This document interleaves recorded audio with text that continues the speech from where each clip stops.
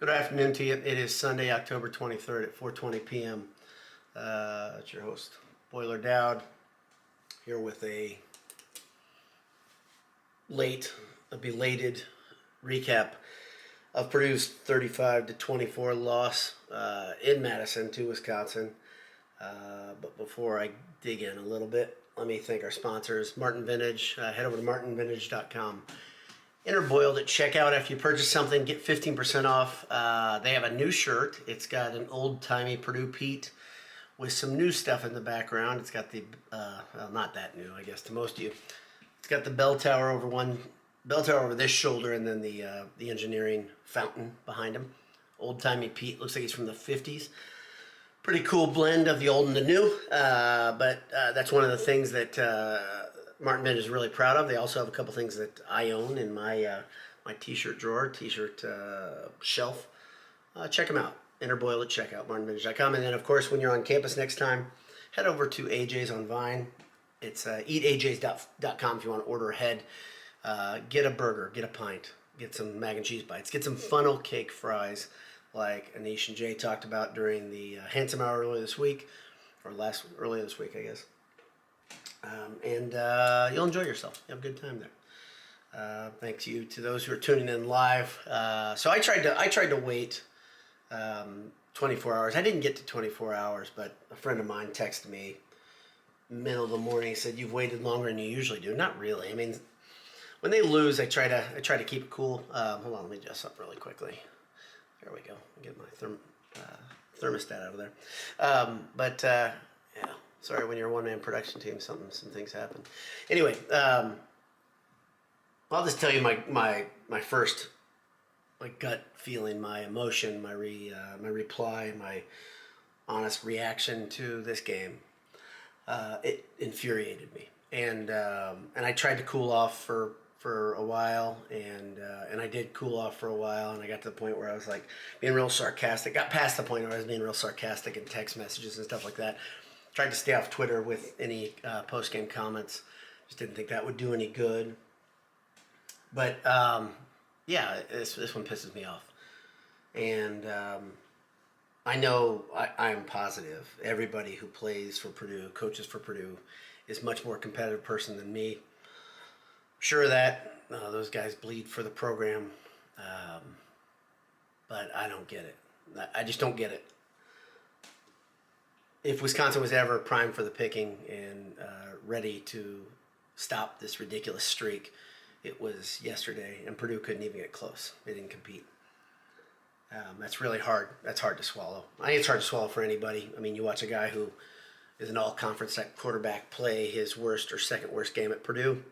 You watch veteran defensive backs just get circles run around around them like they're standing still. You watch Purdue's tough interior defensive line get blown off the ball time and time again. I don't know how to spin it other than they completely deserved to lose and then they lost. You spot a 21 point lead within the first 3 minutes of the game. What do you expect? I guess the 14-point lead was in the first 3 minutes. The 21-point lead waited a couple minutes. But spot a team 21-point lead and then lose by 21. It wasn't really like Purdue held serve and really fought and competed. It just felt like Wisconsin was like, yeah, we're not really interested in playing hard right now. So, yeah, I don't know. I mean, like, there's two things. I always feel, maybe this is just me, but I always feel like more angry or more fooled when I start believing and then they do that. The emotion reminds me a bit of how I felt when Purdue lost a couple basketball games last season, because I was like, well, maybe things are different.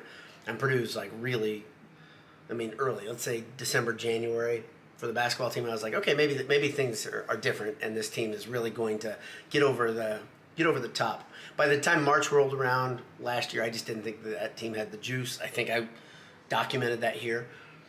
This Purdue football team did some pretty amazing stuff, and getting to 3-1 in the month of October is pretty noteworthy because of the way they did it and the teams they did it against. Sure, there's some games they should have won by more. There's no doubt, but going 3-1 with I think 3 road games is pretty impressive. I just thought for sure, if you're going to beat Wisconsin ever, you beat them yesterday. And so I guess we should just resign ourselves to the fact that Purdue's never going to beat Wisconsin. I think that's what everybody wants us to do. I mean, if you're pissed off like I am, I've heard people say, hey, no big deal, no big deal. Just don't match up well with Wisconsin. Or every year, Jeff Brom teams do this. They just have a bad game. Okay, so let's look at this. So there's a couple ways to look at it. One, you say, yeah, this is just that anomaly of a game that a Jeff Brom team has every season, and that's all this is. It's a game that you throw away and you say, don't look at the tape. This is something just kind of you've come accustomed to. This is what Jeff Brom teams do. So is it that, or is it a bigger indicator that Purdue's just not what I thought they were? Obviously, at the beginning of the season, I thought this was a 10-win team. I said that. I documented it here. I said 9 or 10-win team, and then I was like, okay, Purdue's going to win 10 games. I just felt like they could. Well, now that's off the table. Cool. Unless they win out and then win a bowl game. But still, I wanted a 10-win a 10-win regular season performance. I thought it was possible. But then I had kind of thrown it away because of not the Penn State game. The Penn State game never bothered me that much, but the Syracuse game bothered me the way it ended, because they kind of just dealt that thing out and gave it back to Syracuse at the end of the game with some boneheaded play and some stupid things. What happened at the end of the game in the Syracuse game was the defensive backfield kind of showed us that they are going to give up big plays. They're going to do things that are boneheaded when you really need them to make big plays. And I think as Purdue fans, we've gotten used to that. Kind of say, okay, there's this one blind spot. The defensive backfield is not great. They have problems. And they showed it again versus Nebraska. They've shown it every game, honestly. They've shown it every game. We've said they're not going to cure it. But yesterday, everybody got involved. And so to add insult to injury, if you haven't read or heard about it, Purdue left with a ton of injuries. To add injury to insult, I guess it would be. To add injury to ineptitude, however you want to say it. Say the phrase however you'd like it. Purdue leaves with a ton of injuries, and on defense mostly. And that hurts really, really bad. And I think that's always a thing where you're like, okay, how costly was this loss, right? A lot of my friends have texted me, say, hey, no big deal. Can still win the division. Can still win the division. Sure, they can still win the division. They got to beat Illinois to win the division. That's the biggest one that I see. And Illinois beat Wisconsin like a drum. Illinois is like a better Wisconsin, but with a bad quarterback.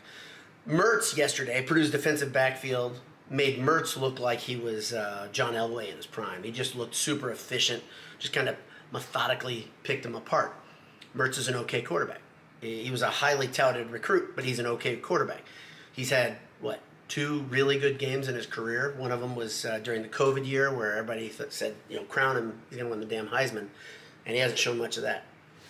But I haven't looked at stats at all. I like doing that before I come on here just so it'd be a big surprise. But I kind of let everything, the emotional part of me, get away from this and say, okay, I'd calm down enough to not spit fire on one of these quick casts. And then I decided I'm going to watch highlights one more time from a different source, and it just kind of stoked it. And so right before I came on, I got angry again. So I apologize if you're offended. I don't really apologize. If you're one of the people that you're happy and you're like, okay, everything's fine, this is just what they're going to do, I'm glad. I'm glad you can find that. I can't find that yet. Because to me, there are just indicators here that are bigger than just Wisconsin. One of the indicators that I'm bothered by is maybe a bigger overarching theme, and that is that you can't get ready for this freaking game.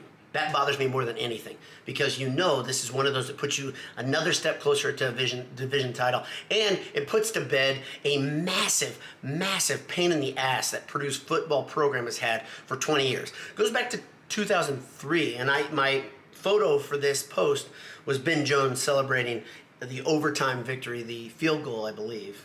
Was it point after? I can't remember. But Ben Jones was on the team. Here's another thing that's interesting. You look at what happens in 20 years or 19 years, however you're counting. 20 years, I think it's 20 years. Wisconsin's quarterback in that game, I believe, was Jim Sorgi, who became Peyton Manning's backup for the Colts for most of the time when the Colts were really, really dominant. So a guy graduated from college, helped the team or was around during a dominant run that included a world championship, and retired in that time, an entire pro career, and many entire pro careers. In fact, Jim Leonard, I think, was on that Wisconsin team, and and now he's Wisconsin's interim coach. And speaking of interim coach, Wisconsin's interim coaching staff just knocked Jeff Brom and his permanent coaching staff around. And I've been critical on the Purdue coaching staff when it's deserved it. I will repeat something again before I get into this any further, that I like Jeff Brom, I want him to be Purdue's coach, but I have no damn time for this stuff happening year after year. And Jeff Brom had his lunch money stolen yesterday by Jim Leonard and company. Purdue never looked like they could do anything. They never had a counterpunch. They never had an adjustment. And that's what I was hoping. I was like, maybe at halftime, the veteran coaching staff across the field will make the adjustments, because clearly Wisconsin was dialed in. Everything was in a perfect position at the beginning of the game to put distance between them and Purdue. And then, of course, O'Connell not being able to play well was a big deal. But that was an abject failure by Purdue. Purdue's defense was bad. Purdue's offense was bad. Let's look at bright spots really quickly. Devin Maccabee also was again great. He averaged more than 4 yards a carry. He had over 100 yards rushing. Let me look at the stats real quick. Kobe Lewis averaged over 4 yards a carry.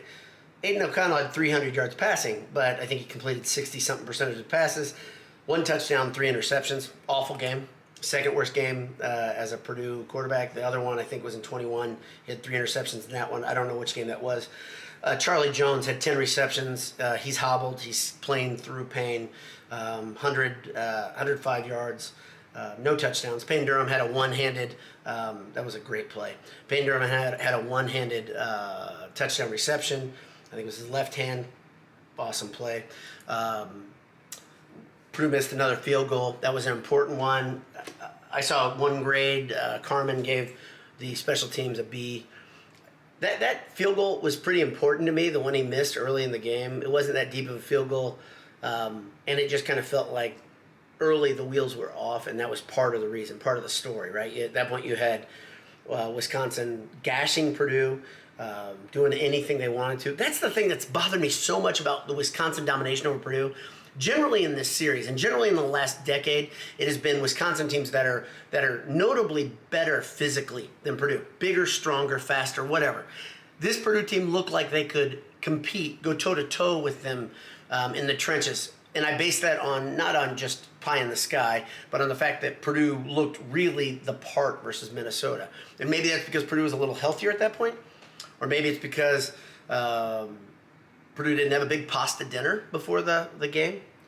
Whatever it is, Purdue looked slow and sluggish. Wisconsin, again, as they have in many times in this series where they've just dominated Purdue, just looked like they could do anything against Purdue. If they wanted to pass, they could. If they wanted to run, they could. But the weird thing is, this Wisconsin team, they don't have a Jonathan Taylor walking through the locker room. They don't have a guy like that. And it felt a little better for some reason to say Jonathan Taylor's just a lot better than anything Purdue can do to stop it. And Wisconsin had a bunch of All-American linemen at that point too. And at one point during this series, they had an All-American quarterback.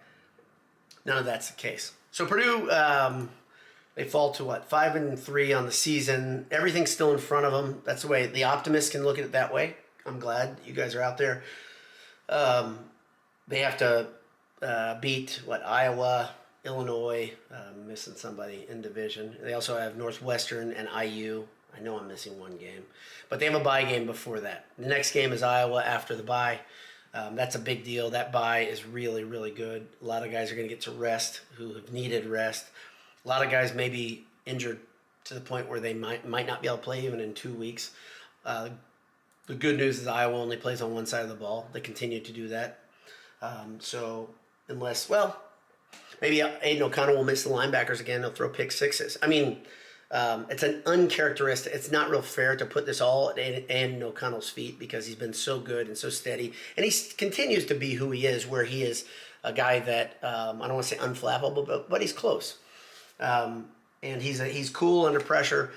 He just did not have it yesterday. So a couple comments. Thank you guys for tuning in live. Thank you guys for tuning in who are listening to tape. Todd Singer, always here. Thanks, Todd. Good afternoon to you, sir. Ted Berkey says, rough day for our Boilers. Still have everything to play for. Get healthy and prepare to beat Iowa. Yep, right on, Ted. Agreed. don't feel very good about it right now. Glad there's 2 weeks for me. Ancient Atomic Immortality says our entire secondary is injured. We had a wide receiver playing corner. Yeah, by the end of the game, I'm aware of that. I'm aware of that. I don't know what that has to do with Purdue not being able to stop the run, but I'm aware. I'm aware that injuries are there. I'm aware of it. Does that mean Purdue should have spotted him 21 points? Mark Garrity said we need this bye week. Yep. Yep. Ancient Atomic Immortality says them running the ball down our throat was the thing that pissed me off the most. Yeah, me too. Ted Berkey, after the game, some people mentioned Braum should be fired. I didn't say that. I know you're not hitting me. I don't think that's the rational thought. I think it's completely irrational. I'm with you, Ted. But some changes need to be made, especially in defense. Yeah, okay, so he says thoughts. My first thought, and I'm not positive, I believe, you guys can correct me if I'm wrong in the comments, the people that are on still. Thank God. God bless you for being on here. It's a negative. You're 15 minutes in, you're still at it. Thank you. But my thought is that I might switch roles between Hagan and English on game day. Maybe I'm being rash. I don't know. That's my first thought. So that's what I would do if I had to do one thing. I think this defensive backfield problem is a major issue, and obviously it's going to be fixed by the only way it gets fixed right now is by the transfer portal. Purdue has a couple guys that are young, that are talented, that don't play a whole bunch. Javon Grigsby, I think is his name. If I remember correctly, is a guy that I think has a ton of talent. I think he's a free safety. He's listed as free safety. I think he's gotten on the field a couple times, but I don't think he plays a significant role. Maybe he grows into a little bit of being what a lot of people thought he could. A lot of recruiting magazines thought he was very talented. I think he's from Louisiana. But they're going to have to hit the portal hard in the offseason. In the meantime, Purdue has so many things to correct. I think Chris Jefferson is still out. I wish he wasn't. Let's see, Josh Clark. We will not beat Wisconsin under Braum. He was making no adjustments, and the players played horribly when we've lost 16 straight to a team. No motivation, really. Yeah, that no motivation part to me, Josh, is kind of the hardest one to swallow, because I would think there have to be people in that locker room who just want to change this narrative that Purdue can't compete with Wisconsin. Because I know every athlete I know, every football player that I know that has ever played Division I or high-level football, those guys are just incredibly competitive. And they also believe everything they do, they're going to win it. I mean, the guys that I know well, I can think of one exception. He's actually talked to us on Handsome Hour a couple years ago. That's a different story. But, yeah, I think motivation wouldn't be a problem. I agree. And it did look like it was a problem yesterday. Josh Clark, the score might as well have been 100-15. We were gifted the Maccabee TD, but the Rice catch should have been TD. So you're fighting yourself there, Josh, because if Rice gets credit for the TD, which it was, it should have been a TD, then it wouldn't have mattered if I think that's the same drive. So a lot of people are questioning Braum's coaching at that point, not getting that play looked at. I agree. This is one of the examples of how I think Braum and his coaching staff failed yesterday. So everybody lick their wounds, get better. Purdue will get back. I mean, Braum's record in November has been just incredible at Purdue, and we have no reason to believe it can't be incredible again this year. Things are lined up, I'd say, well, but if you think Purdue can just waltz through November, you're nuts. And if you think it's really easy for Purdue to win the West, you're absolutely crazy and you haven't been paying attention. Let's see. Tripod says, we're not good enough to be confident about beating Iowa. I agree, Tripod. And I would say that if Purdue's team comes into the Iowa game believing this is an automatic W like many Purdue fans do, they're as foolish as those fans. I've been saying this since, if you guys listen to Handsome Hour and other places, Handsome Hour more conversational, but one thing in that, I am afraid of the Iowa game, and I don't say afraid's too much of a word. I'm not afraid of that. It doesn't affect my life. But I'm bothered and worried about that game more than I am other games because of the extra motivation Iowa has. Their brothers in arms are on the other side at Purdue, Tyrone Tracy and Charlie Jones. And that Charlie Jones catch was amazing. I think I mentioned that, but That catch was absurd. I didn't get to that. Charlie Jones' catch, I didn't talk about that because I talked about Payne Durham's catch. Charlie Jones' catch was definitely one of those highlights that needs to be mentioned. But yeah, Purdue should be worried about Iowa. I agree. And they should come in ready to play the best team in the league because Iowa will be playing like that. Who knows? Maybe Iowa will actually figure out the forward pass before that. Who knows? Iowa has another game before they play Purdue, so we'll see what they do next week. Maybe they'll score double digits on offense. Mark Garrity says, I missed the spark that Brom had in 17 and 18. Yeah, Mark, I think that's a fair criticism. I think maybe how that plays itself is that Brom used to say things, and Jay has quoted him. He used to say, well, we're going to run 40 to 50 trick plays this year. That idea, the idea of mixing it up and putting plays in the arsenal that were more fun, I think that's something that Purdue doesn't really do at all anymore. And I had people counter me with my idea of saying, yeah, I miss that too. It was saying, well, you don't need to do that when you've got the personnel like Purdue does this year. Well, versus Wisconsin, it looks like that discrepancy, that disparity of talent is right back to where it was in year one, especially versus Wisconsin. Again, Minnesota and Wisconsin are pretty similar teams. Even to the quarterback this year, I would say Mertz and Morgan are similar type of quarterbacks. They're not guys that generally are going to win the game for you. So it seems like those two teams should be somewhat near each other. And Purdue looked like they played Minnesota completely different. They were toe-to-toe with them the whole game, playing that tough, in-the-trenches type of game. And in this one, Purdue couldn't do anything versus Wisconsin. Wisconsin just mowed them over time and time again, both sides of the ball. Ancient Astronaut says the game yesterday was embarrassing. So let me talk about something just real quick. We're over 21 minutes. The word embarrassing is tough, okay? And I think I've talked to you guys about this before. I don't like the term embarrassing. Nothing against you, Ancient Astronaut, because in my opinion, I say things that are embarrassing. Generally, when I think of embarrassing, I think of things that are character issues or things that make me embarrassed to be a Purdue fan because I'm bridled somehow with those people that are doing bad things. I can't think of many examples of this, especially in the football program, where you're like, wow, that person's a bad person.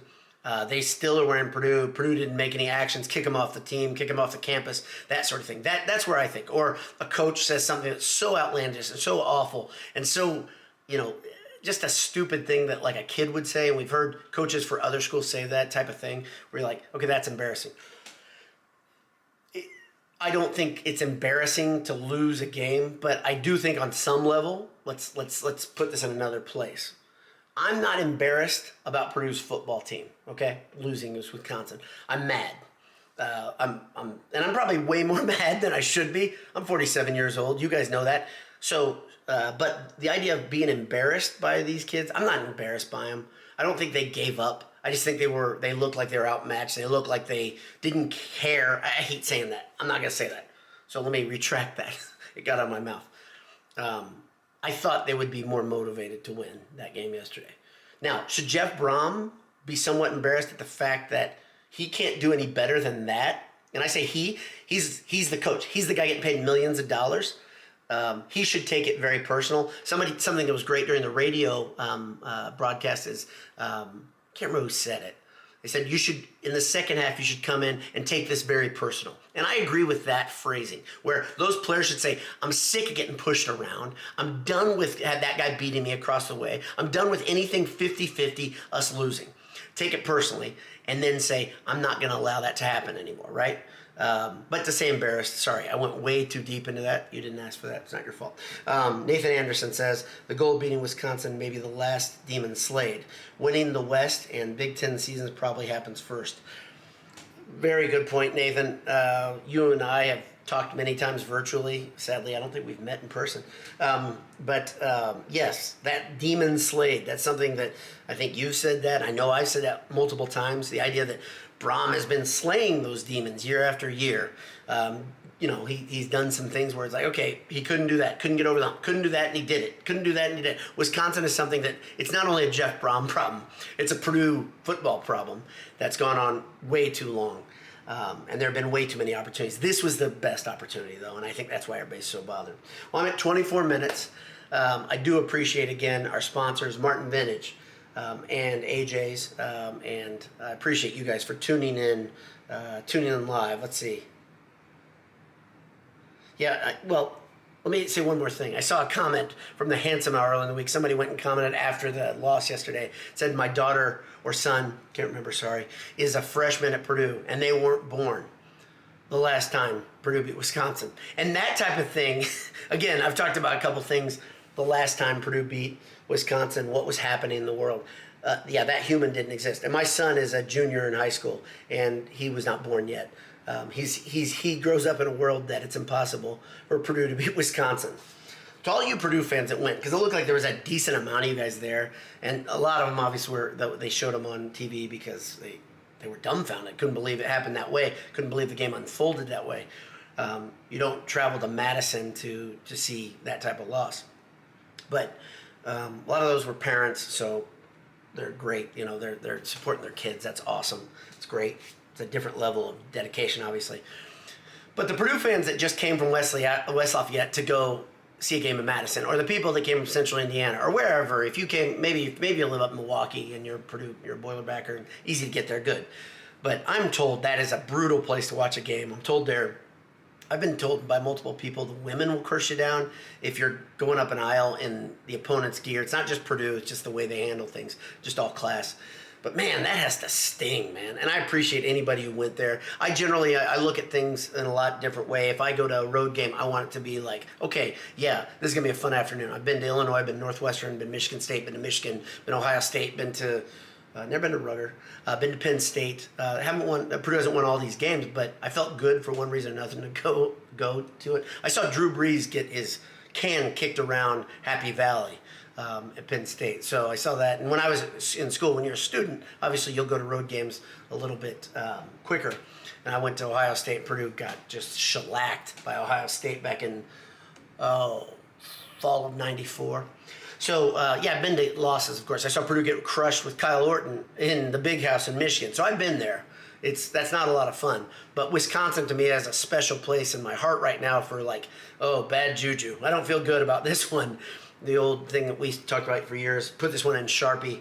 For some reason, I didn't put this one in Sharpie, and that's probably why I feel betrayed. I believed. And so with high expectations comes the great heights of, I think this team is great, and they can do big things. And then the low depths of when it doesn't come to fruition, you feel like you've been fooled, or you feel like you've been played. So in some way, I feel that way. But anyway, it doesn't matter what I feel. Onward and upward. I've vented a little bit. Maybe the catharsis of this post-game has done me some good. Hopefully it's done you some good. I appreciate you tuning in. God bless you. Have a great day. Hammer down. We'll talk to you soon, later in the week. We'll see you.